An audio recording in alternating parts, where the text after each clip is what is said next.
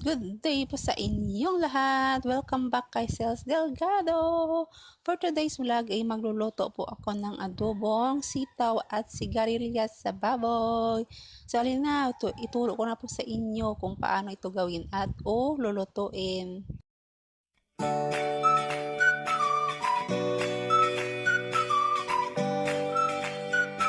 Ito po yung ating mga sangkap or ingredients sa ating adobong sitaw o sigarilyas. Meron po tayo sigarilyas, sitaw, unting baboy, sibuyas, bawang, suka, tuyo, at saka asin, paminta at seasoning.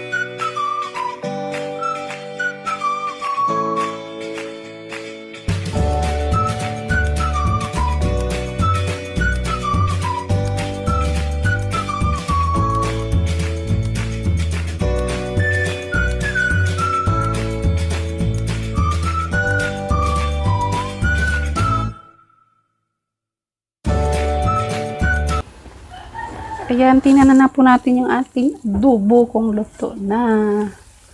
Ayun. Sarap na yan. Sarap na, sarap na.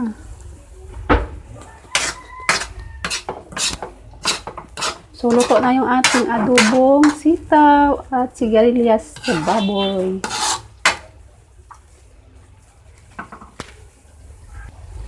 Ayan guys, luto na yung ating adobo. Yehey! So, kung nagustuhan nyo ang aking video, huwag kalimutan i-like and subscribe. Then, click the bell para updated ka sa aking mga video. So, patayin na lang po natin yung ating apoy. Ready na yan siya. Okay na yan. Ready to serve na yung ating adobong sitaw.